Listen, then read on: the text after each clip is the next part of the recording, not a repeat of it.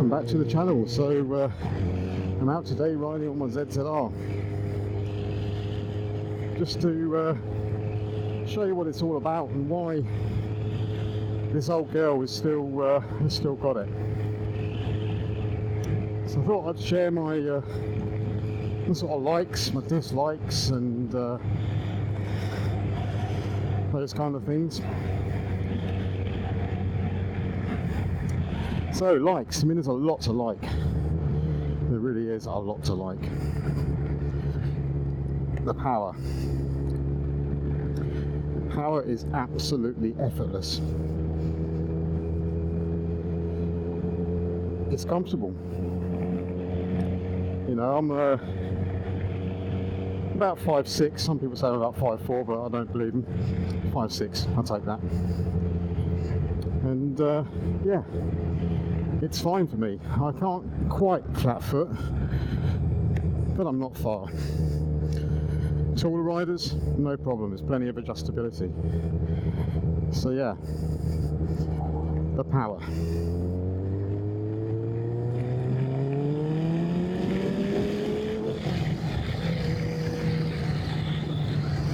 Just effortless. As soon as you hit that throttle, no matter what gear you're in, it just wants to go. It absolutely wants to fly. What don't I like? It's heavy. But not when you ride.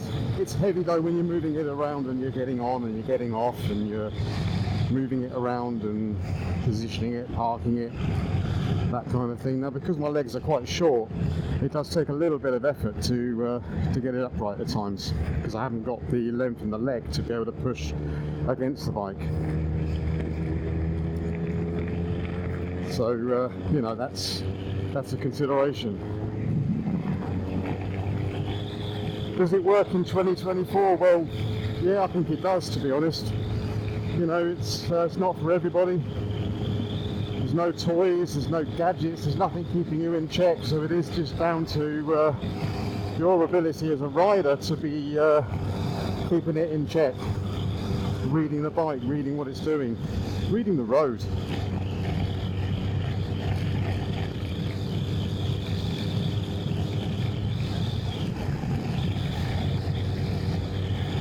You know, 3,000 RPM like we are right now, it's an absolute pussycat. You know, there's nothing at all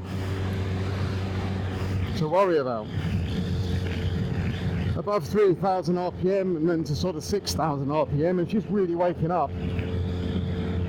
Anything over 6,000 RPM up to its dizzy heights of 11.5 and 12 where it hits the red line, she's absolutely ballistic. And it's not an exaggeration, absolutely ballistic.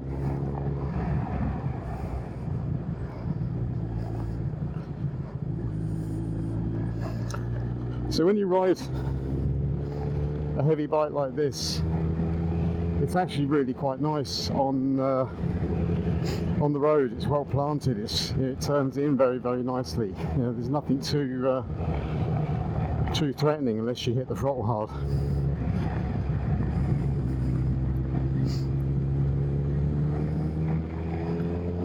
Just that torque, it's lovely. It really doesn't matter what gear you're in.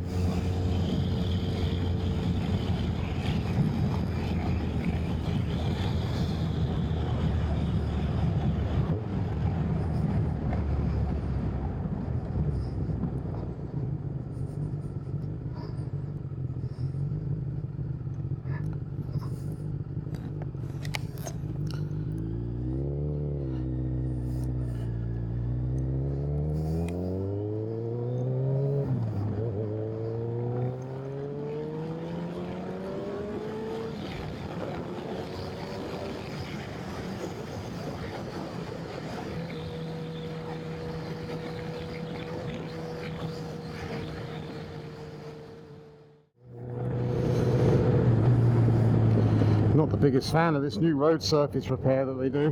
Kind of inject stones and loose gravel. You can see a little patch coming up here. It's something else you have to be wary of. So not only have we got potholes, we've got patches of loose gravel as well. Lovely.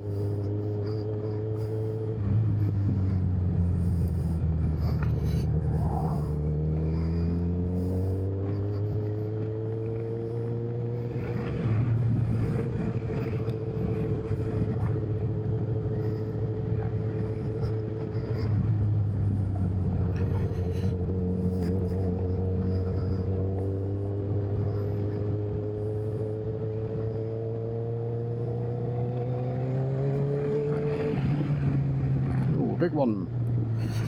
That's not good, is it? Come on, repair the roads properly. I know it's money, but come on.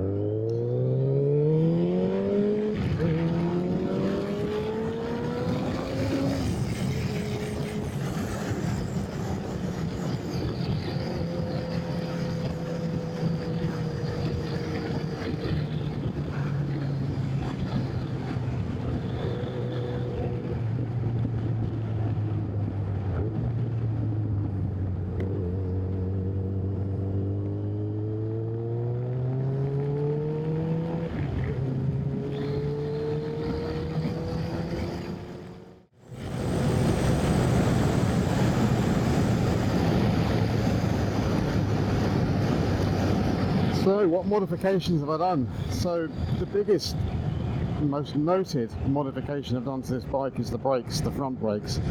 Originally you got a pair of Tokito, I think a Tokyo 4-pot calipers, and they're adequate if they're bled correctly, but they were never good. You know, when you're dealing with the sort of power you've got here, you really wanted something good. So I got myself a set of 6-pot calipers, which are pretty much a bolt-on job with a slight modification of a spacer, and it's made all the difference to the brakes, and now they are absolutely incredible. Probably how they should have been from day one. But you know, you've got to remember it's a 30-year-old bike, so technology moves on, and the brakes from this, I think for a GSX 1000 K2, I think that's what they're from. I might be wrong, can't remember, it's a long time ago now, but a much more modern braking system on an old bike, and what it's actually meant is this thing will stop incredibly well now. Massive difference. Otherwise, she's pretty standard, nothing too much. I mean, the exhaust is a Black Widow, which gives a lovely sound, and when you really hit the high notes, you will turn heads. Unfortunately, I had to change the colour because when I was rebuilding the bike, the original plastics were just too far gone, and they were very brittle, and all the little clips had broken off, and it was becoming a real pain to try and get it back together, and the paintwork was also pretty shoddy. So it's currently sits in green now. I'm not entirely sure whether I'm going to keep it that way. I may well go back to the original purple as a bit of a nod to the previous owner, but we'll see. We'll see. I quite like the green, but you know, it's not as rare as purple.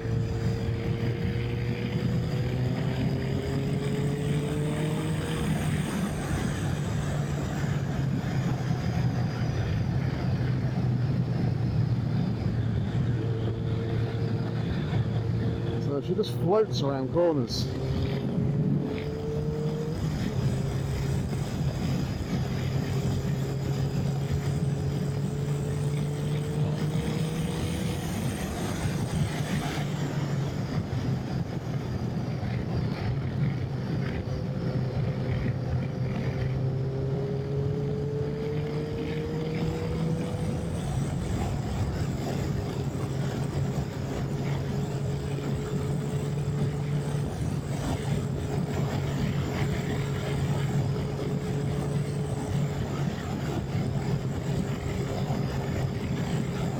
So, who is this bike for in 2024?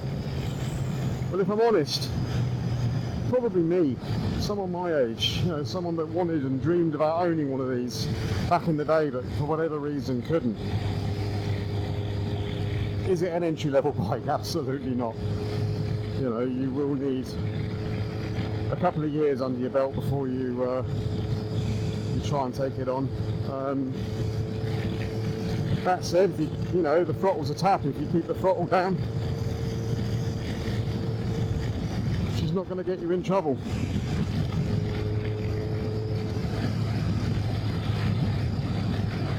Just have to remember with this bike is it is in charge.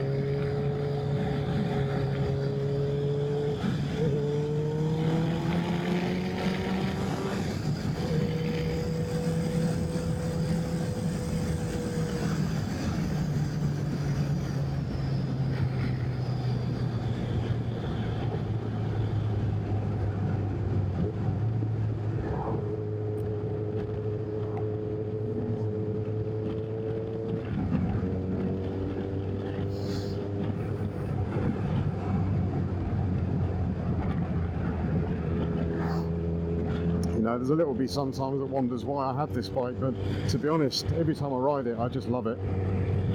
Yes, there's lighter, probably more powerful nowadays, and newer, and fuel injection, but there's something raw about this bike. You know, something raw, something, I don't know, how it's supposed to be, I don't know. And it's that appeal that gets me back on it. You know, my other bike, a BMW F900 XR, a very modern bike, very different machine. Incredible. Does it light a fire under me? No, probably not. But it's not to say it's not a good bike. You know, will I be riding that one on a group ride? Yes, absolutely, because it's the bike for it. It's lovely.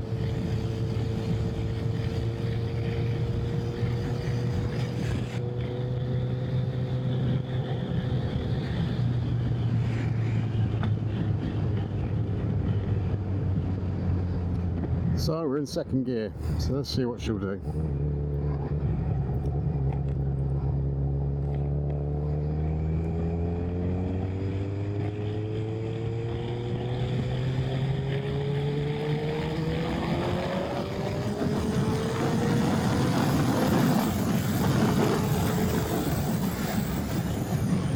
Well, absolutely with ease.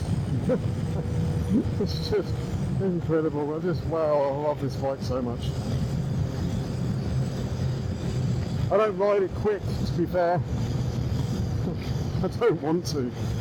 She'll scare me.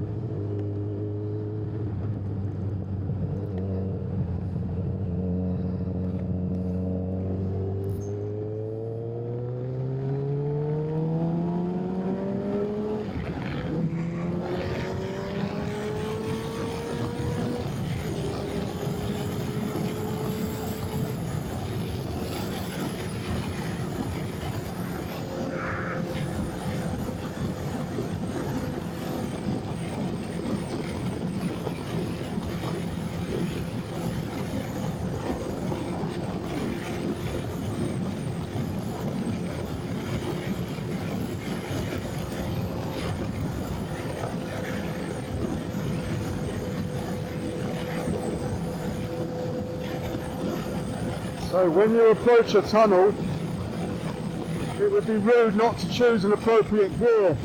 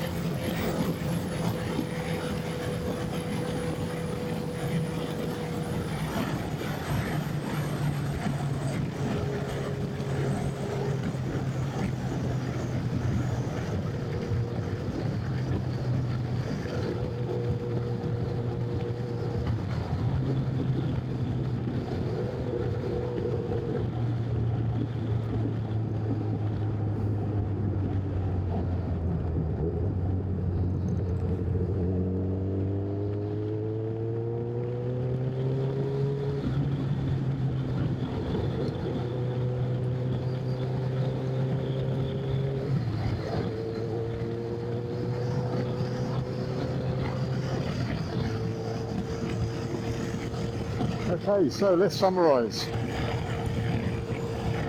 We've discussed who I think the bike is for, and it's really not for a young lad, to be fair. Because she is heavy, she's a little bit unwieldy, but once you get on it, it's fantastic. Well suited for somebody like me who's just recapturing a dream. Perfect. Does it work in 2024? Does it make sense? Well, absolutely. Why not? Do you know what? It does. You know, she's reliable. If well maintained, they'll go forever. Parts are cheap. The bike is cheap. You know, it isn't costing the earth to buy one of these machines. And you have to bear in mind that back in the day, this bike was the fastest production motorcycle back in 1994 when this particular bike was made. You know, so you can get a good one for sort of £2,000, and I mean a really good one. I only paid £400 for this when I bought it, but it needed an awful lot of work, as you saw earlier on. So you know, it's a lot of bike for the money, to be fair. It's going to be a classic one day, and eventually, provided things don't change too much, it will get cheaper and cheaper to run. Will I ever get rid of it? I don't think so. Don't need to. Love it. Absolutely love it. Will one day my body prevent me from riding it? Yes, absolutely. But for now,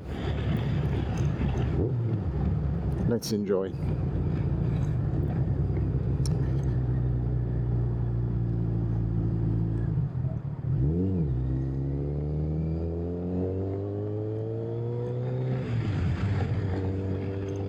So I hope you enjoy the video. It means a lot for people to watch this. If you like the video, then give it a thumbs up, hit that bell, and you get notifications of any next ones. And do me a favour, subscribe. It doesn't cost you anything. You know, I do all this for nothing. just want to share and want you involved. So yeah, hope you got something out of it, hope you enjoyed it, and we'll look forward to seeing you on the next one.